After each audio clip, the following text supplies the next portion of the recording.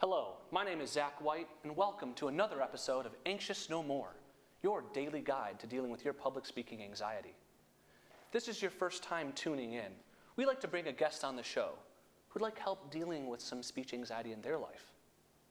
It's our goal that by the end of the episode, not only have they overcome that anxiety, but that they're well equipped to handle their next speaking engagement. Let's meet today's guest. Hello, Zach. Thank you for having me. I don't know where to start. I've been working for 7 years, and I've always struggled with public speaking. No matter how hard I try, it's always the same. I'll get too excited and end up pointing at numbers and equations and just move all around the room. I'll be fidgeting and not really understanding what I'm saying. And you know what's even worse? When I just freeze and end up not saying anything. Oh, and there was this one time where I just started presenting without even introducing myself to the audience. Oh, I didn't introduce myself yet, did I? No. Hi, my name is Rawan, and as you guessed it, public speaking is scary for me. There are so many people in here.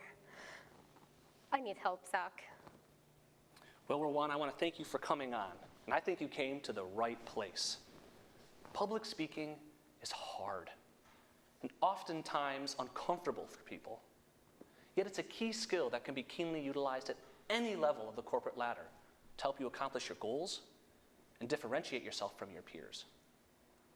When learning to speak, we're often told to act a certain way or portray a certain air.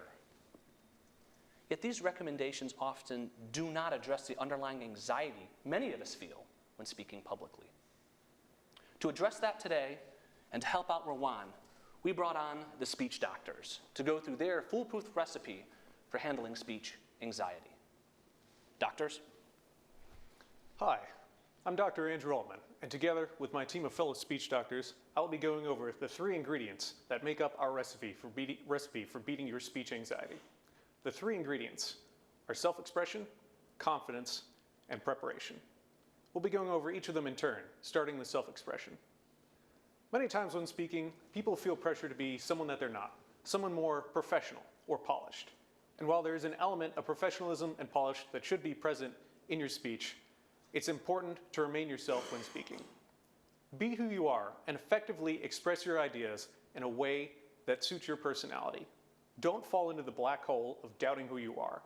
Your audience will know if you're not being genuine. Instead, recognize that you're unique, and with that distinctiveness comes what will make your presentation special. Don't hide from it. Now I'm going to turn the floor over to Dr. Mantakis for the next ingredient. Thanks, Dr. Altman.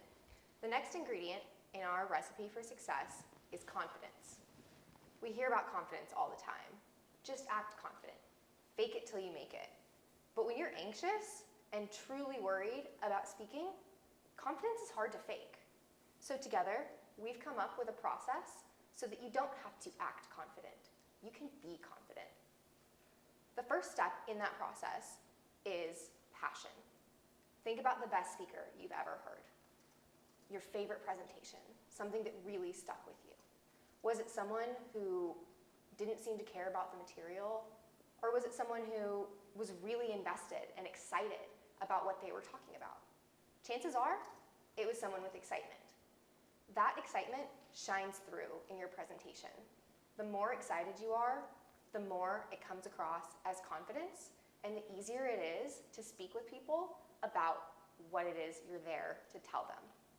That interest will help to reinforce your message and will give you a sense of comfortability with the people in the room with you.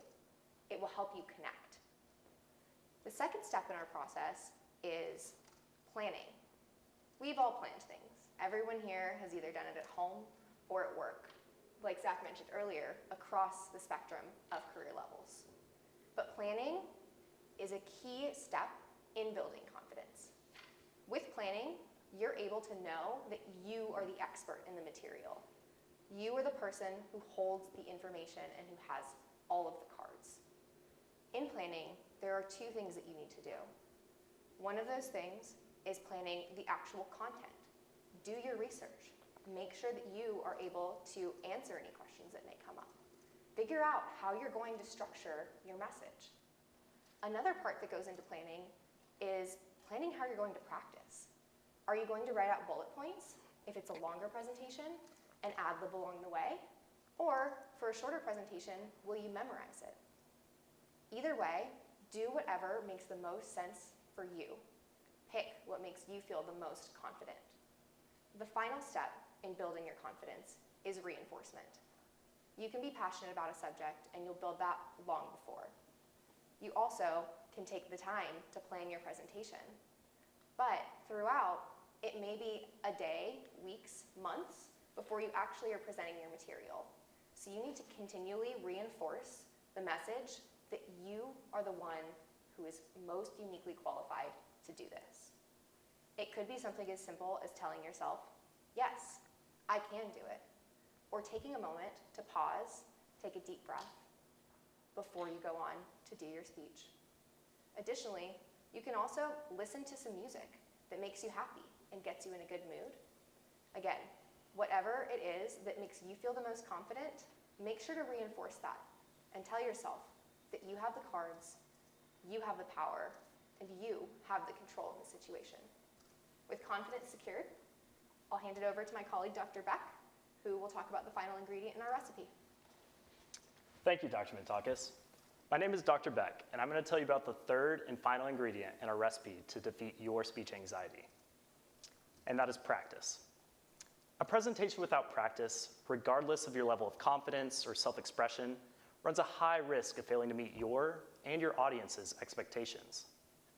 Practice often, and if possible, in front of an audience, in order to get feedback to make sure your message is coming out the way you want it to. The great thing about practice is not only does it make for a better presentation, but it strengthens and reinforces our first two ingredients. Practice refines your articulation of the subject material, increasing your confidence in your ability to convey your message to your audience. It allows you to see what works and what doesn't in your presentation to better capture what you want to say and how you want to say it. Now that you have self-expression, confidence, and practice, you're equipped with the three ingredients necessary to defeat your speech anxiety. With your anxiety beat, your strategic gestures and vocalizations will drive your point home, leaving your audience not only having learned something, but impressed by your oratory skills. That was absolutely fantastic speech, doctors. Thank you. Now that we have the recipe and that we're well equipped to handle our speech anxiety, let's check back in with Rawan. I learned a lot today. First, self-expression. I should always be myself and be comfortable with what I'm presenting to my audience through my gestures and messages. Second, confidence. I can build my confidence through passion, planning, and reinforcement. And last but not least, practice.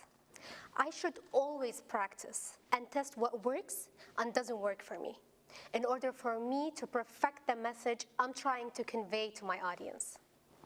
Thank you, doctors, and thank you, Zach. You're very welcome. I'm so happy to hear that Rawan learned something today, and I hope all of you tuning in did as well. Utilize these in your life, and check back with us in a future episode to let us know how it went. Rawan, speech doctors, thank you so much for coming on the show today. And for everyone here at Anxious No More, thank you, and see you next time.